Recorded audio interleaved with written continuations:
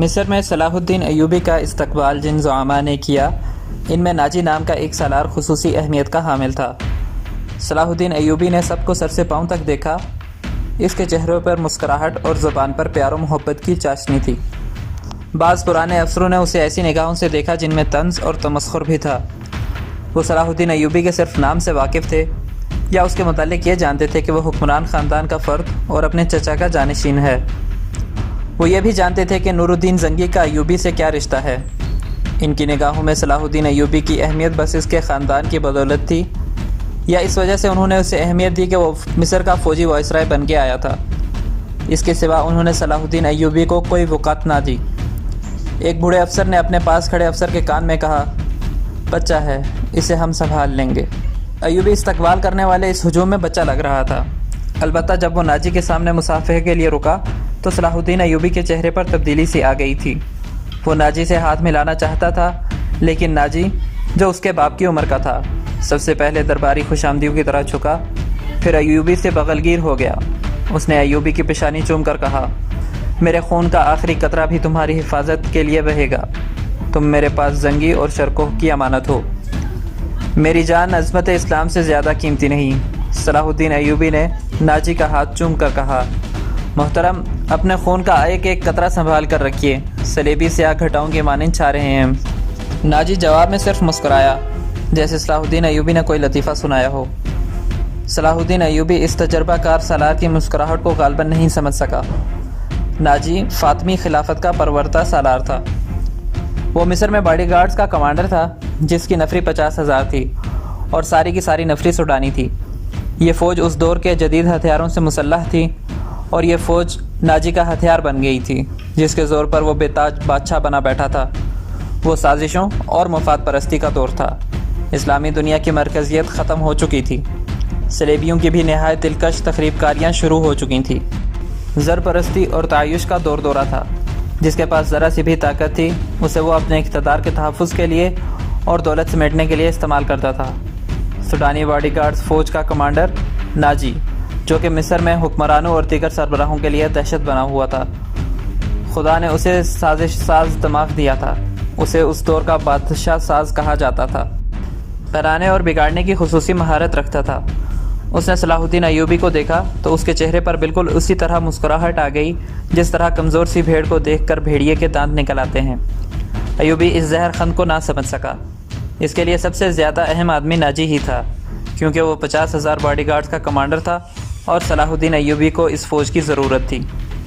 صلاح الدین ایوبی سے کہا گیا کہ حضور بڑی لمبی مسافت سے تشریف لائے ہیں، پہلے آرام کر لیں، تو اس نے کہا، میرے سر پر جو دستار رکھ دی گئی ہے میں اس کا اہل نہ تھا۔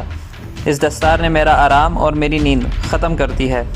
کیا آپ حضرات مجھے اس چھت کے نیچے نہیں لے چلیں گے جہاں میرے فرائض میرا انتظار کر رہے ہیں؟ کیا حضور کام سے پہلے تو عام پسند نہیں فرمائیں گے؟ ایوبی کے نائب نے اس سے پوچھا۔ صلاح الدین ایوبی نے کچھ سوچا اور ان کے ساتھ چل پڑا۔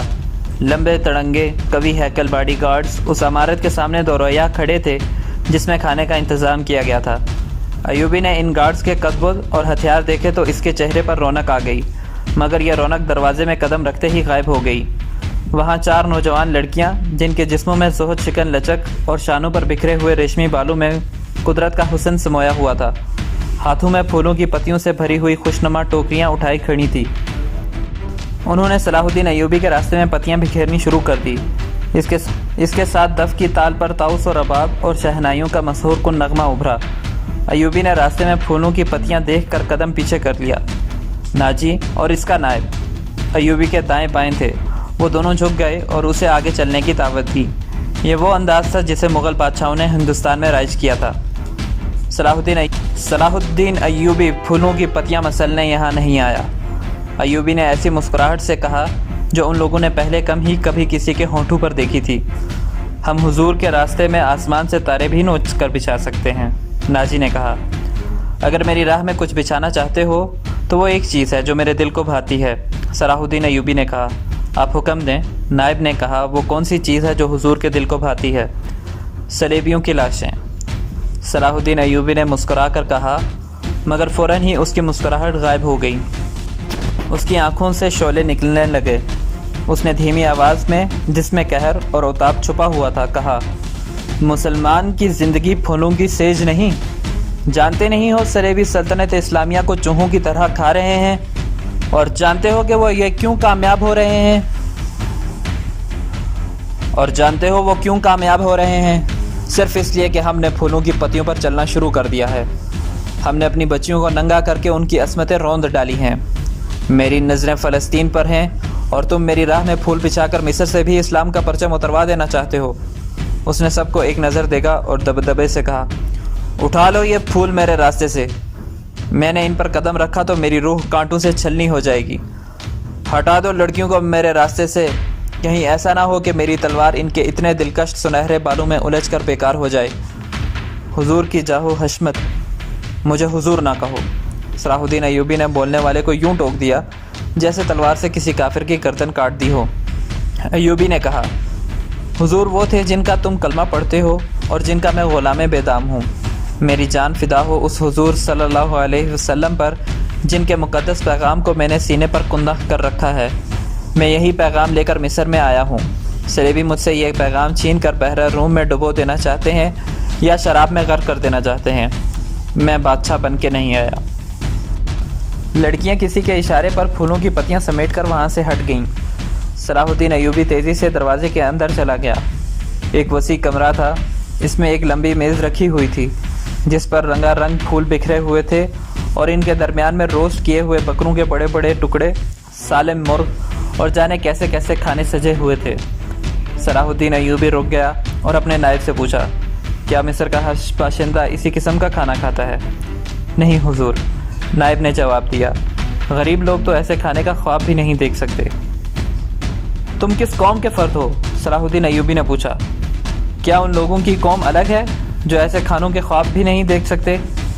کسی طرف سے جواب نہ پا کر ایوبی نے کہا، اس جگہ جس قدر ملازمین اور یہاں پر جتنے سپاہی ڈیوٹی دے رہے ہیں ان سب کو اندر بلاؤ، یہ کھانا انہیں کھلا دو۔ ایوبی نے لپک کر ایک روٹی اٹھائی، اس پر 2-3 بوٹیاں رکھیں اور کھڑے کھڑے کھانے لگا۔ نہایت تیزی سے پوری روٹی کھا کر پانی پیا اور باڈی گارڈز کے کمانڈر ناجی کو ساتھ لے کر اس کمرے میں چلا گیا جو وائسرائے کا دفتر تھا۔ 2 گھنٹے بعد ناجی باہر نکلا، دوڑ کر اپنے گھوڑے پر سوار ہوا، ایڑ لگائی اور نظروں سے اوجھل ہو گیا۔ رات ناجی کے خاص کمرے میں اس کے 2 کمانڈر جو اس کے معتمد اور ہمراز تھے اس کے پاس بیٹھے شراب پی رہے تھے۔ ناجی نے کہا، جوانی کا جوش ہے، تھوڑے دنوں میں ٹھنڈا کر دوں گا۔ کمبخت جو بات بھی کرتا ہے کہتا ہے رب کعبہ کی قسم صلیبیوں کو سلطنت اسلامیہ سے باہر نکال کر دم لوں گا۔ صلاح الدین ایوبی، ایک کمانڈر نے طنزیہ کہا، اتنا بھی نہیں جانتا کہ سلطنت اسلامیہ کا دم نکل چکا ہے، اب سوڈانی حکومت کریں گے۔ کیا آپ نے اسے بتایا نہیں کہ یہ 50,000 کا لشکر سوڈانی ہے؟ دوسرے کمانڈر نے ناجی سے پوچھا، اور یہ لشکر جسے وہ اپنی فوج سمجھتا ہے صلیبیوں کے خلاف نہیں لڑے گا؟ تمہارا دماغ ٹھکانے ہے ادروش؟ ناجی نے کہا، میں اسے یہ یقین دلا آیا ہوں کہ یہ 50,000 سوڈانی شیر اس کے اشارے پر صلیبیوں کے پرخچے اڑا دیں گے۔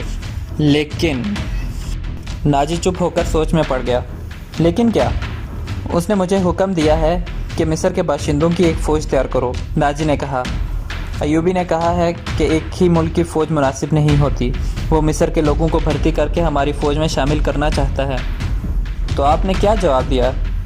میں نے کہا آپ کے حکم کی تعمیل ہوگی، ناجی نے جواب دیا، مگر میں ایسے حکم کی تعمیل ہرگز نہیں کروں گا۔ جناب کے مزاج کیسے ہیں؟ ادروش نے پوچھا۔ ضد کا پکا معلوم ہوتا ہے، ناجی نے جواب دیا۔ آپ کی دانش اور تجربے کے سامنے تو وہ کچھ بھی نہیں لگتا، دوسرے کمانڈر نے کہا۔ نیا امیر مصر بن کے آیا ہے، کچھ روز یہ نشہ طاری رہے گا، میں یہ نشہ اترنے نہیں دوں گا، ناجی نے کہا۔ اسے اسی نشے میں بدمست کر کے ماروں گا۔ بہت دیر تک یہ تینوں صلاح الدین ایوبی کے خلاف باتیں کرتے رہے اور اس مسئلے پر غور کرتے رہے کہ اگر صلاح الدین ایوبی نے ناجی کی بے تاج بادشاہی کے لیے خطرہ پیدا کر دیا تو وہ کیا کارروائی کریں گے۔ ادھر صلاح الدین ایوبی اپنے نائبین کو سامنے بٹھائے یہ ذہن نشین کرا رہا تھا کہ وہ حکومت کرنے نہیں آیا اور نہ کسی کو حکومت کرنے دے گا۔ اس نے انہیں کہا کہ اسے جنگی طاقت کی ضرورت ہے اور اس نے یہ بھی کہا کہ اسے یہاں کا فوجی ڈھانچہ بالکل پسند نہیں۔ 50,000 باڈی گارڈز سوڈانی ہیں ہمیں ہر خطے کے باشندے کو یہ حق دینا ہے کہ وہ ہماری فوج میں آئے، اپنے جوہر دکھائے اور مال غنیمت میں سے اپنا حصہ وصول کرے۔ یہاں کے عوام کا معیار زندگی اسی طرح بلند ہو سکتا ہے۔ صلاح الدین ایوبی نے انہیں بتایا، میں نے ناجی کو سے کہہ دیا ہے کہ وہ عام بھرتی شروع کر دیں۔ کیا آپ کو یقین ہے کہ آپ کے حکم کی تعمیل ہوگی؟ ایک ناظم نے اس سے پوچھا۔ کیا وہ حکم کی تعمیل نہیں کرے گا؟ وہ گریز کر سکتا ہے، ناظم نے جواب دیا۔ فوجی امور اسی کے سپرد ہیں، وہ کسی سے حکم لیا نہیں کرتا، اپنی منوایا کرتا ہے۔ صلاح الدین ایوبی خاموش رہا، جیسے اس پر کچھ اثر ہی نہ ہوا ہو۔ اس نے سب کو رخصت کر دیا اور صرف علی بن سفیان کو اپنے پاس رکھا۔ علی بن سفیان جاسوسی اور جوابی جاسوسی کا ماہر تھا۔ اسے صلاح الدین ایوبی بغداد سے اپنے ساتھ لایا تھا۔ وہ ادھیڑ عمر آدمی تھا، اداکاری، چرب زبانی اور بھیس بدلنے میں مہارت رکھتا تھا۔ جنگوں میں اس نے جاسوسی کی بھی تھی اور جاسوسوں کو پکڑا بھی تھا۔ اس کا اپنا گروہ تھا جو آسمان سے تارے بھی توڑ لاتا تھا۔ صلاح الدین ایوبی کو جاسوسی کی اہمیت سے واقفیت تھی۔ فنی مہارت کے علاوہ علی میں بھی وہی جذبہ تھا جو صلاح الدین ایوبی میں تھا۔ تم نے سنا علی؟ صلاح الدین ایوبی نے کہا، یہ لوگ کہہ رہے ہیں کہ ناجی کسی سے حکم نہیں لیا کرتا بلکہ اپنی منوایا کرتا ہے۔ ہاں، علی نے جواب دیا، میں نے سن لیا ہے۔ اگر میں چہرے پہچاننے میں غلطی نہیں کرتا تو میری رائے میں باڈی گارڈز کا یہ کمانڈر جس کا نام ناجی ہے، ناپاک ذہنیت کا انسان ہے۔ اس کے متعلق میں پہلے سے بھی کچھ جانتا ہوں۔ یہ فوج جو ہمارے خزانے سے تنخواہ لیتی ہے، دراصل ناجی کی ذاتی فوج ہے۔ اس نے حکومتی حلقوں میں ایسی سازشیں کی ہیں جنہوں نے انتظامی ڈھانچے کو بے حد کمزور کر دیا ہے۔ آپ کا یہ فیصلہ بالکل بجا ہے کہ فوج میں یہاں کے ہر خطے کے سپاہی ہونے چاہئیں۔ میں آپ کو تفصیلی معلومات فراہم کروں گا۔ مجھے شک ہے کہ سوڈانی فوج ناجی کی وفادار ہے، ہماری نہیں۔ آپ کو اس فوج کی ترتیب اور تنظیم بدلنی پڑے گی یا ناجی کو سبکدوش کرنا پڑے گا۔ میں اپنی صفوں میں ہی اپنے دشمن پیدا نہیں کرنا چاہتا، صلاح الدین ایوبی نے کہا۔ ناجی گھر کا بھیدی ہے، اسے سبکدوش کر کے اپنا دشمن بنا لینا دانش مندی نہیں۔ ہماری تلوار غیروں کے لیے ہے، اپنوں کا خون بہانے کے لیے نہیں بنی۔ میں ناجی کی ذہنیت کو پیار اور محبت سے بدل سکتا ہوں۔ تم اس فوج کی ذہنیت معلوم کرنے کی کوشش کرو، مجھے صحیح اطلاع دو کہ فوج کہاں تک ہماری وفادار ہے۔ مگر ناجی اتنا کچا آدمی نہیں تھا، اس کی ذہنیت پیار اور محبت کے بھکیڑوں سے آزاد تھی۔ اسے اگر پیار تھا تو اپنے اقتدار اور شیطانیت کے ساتھ۔ اس لحاظ سے وہ پتھر تھا، مگر جسے اپنے جال میں پھانسنا چاہتا اس کے سامنے موم ہو جاتا تھا۔ اس نے ایوبی کے ساتھ بھی یہی رویہ اختیار کیا۔ ایوبی کے سامنے وہ بیٹھتا نہیں تھا، ہاں میں ہاں ملاتا چلا جاتا۔ اس نے مصر کے مختلف خطوں سے ایوبی کے حکم کے مطابق فوج کے لیے بھرتی شروع کر دی، حالانکہ یہ کام ناجی کی مرضی کے خلاف تھا۔ دن گزرتے جا رہے تھے، ایوبی اسے کچھ پسند کرنے لگا تھا۔ ناجی نے اسے یقین دلایا تھا کہ سوڈانی باڈی گارڈز فوج حکم کی منتظر ہے اور یہ قوم کی توقعات پر پورا اترے گی۔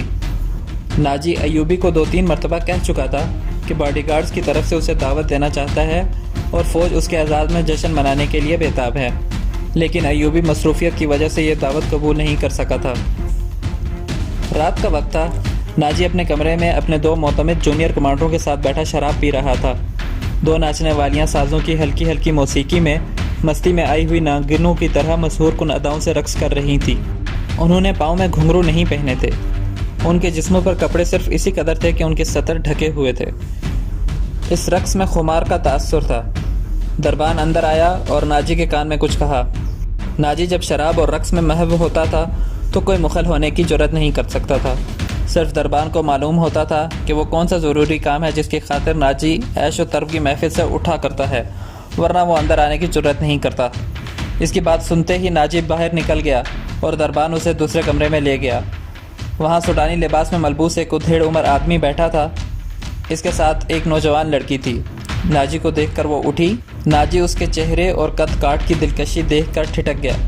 وہ عورتوں کا شکاری تھا، اسے عورتیں صرف اپنی عیاشی کے لیے درکار نہیں ہوتی تھی، ان سے وہ اور بھی کئی کام کرا لیا کرتا تھا، جن میں سے ایک یہ تھا کہ وہ نہایت خوبصورت اور عیار لڑکیوں کے ذریعے بڑے بڑے افسروں کو اپنی مٹھی میں رکھتا تھا، اور ایک کام یہ بھی تھا کہ وہ اپنے امیر وزیروں کو بلیک میل کرتا تھا اور ان کے ذریعے جاسوسی بھی کرواتا تھا۔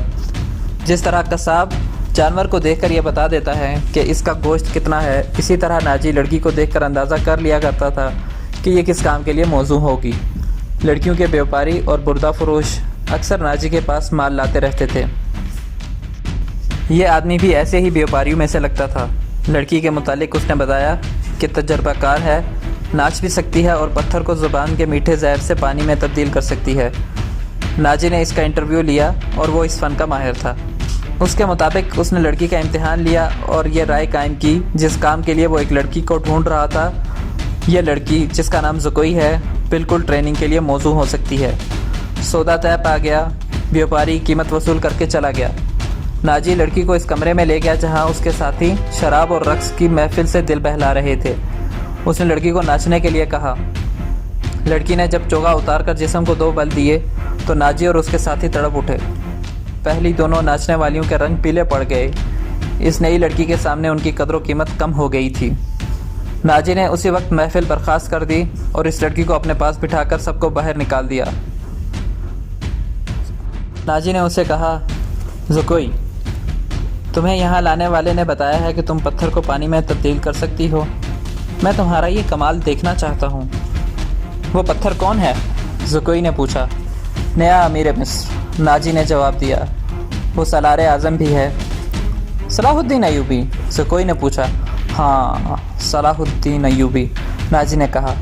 اگر تم اسے پانی میں تبدیل کر دو تو اس کے وزن جتنا سونا تمہارے قدموں میں رکھ دوں گا۔ شراب تو پیتا ہوگا؟ نہیں، ناجی نے جواب دیا۔ شراب، عورت، ناچ، گانے اور تفریح سے وہ اتنی ہی نفرت کرتا ہے جتنی ہر مسلمان خنزیر سے۔ میں نے تو سنا تھا کہ آپ کے پاس لڑکیوں کا ایسا طلسم ہے جو نیل کی روانی کو روک لیتا ہے۔ زکوئی نے کہا۔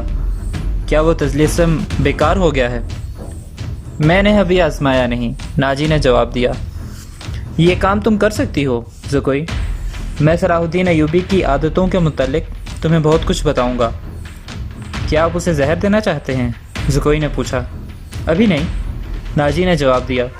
میری اس کے ساتھ کوئی دشمنی نہیں، میں صرف یہ چاہتا ہوں کہ وہ ایک بار کسی تم جیسی لڑکی کے جال میں پھنس جائے، پھر میں اسے اپنے پاس بٹھا کر شراب پلاؤں۔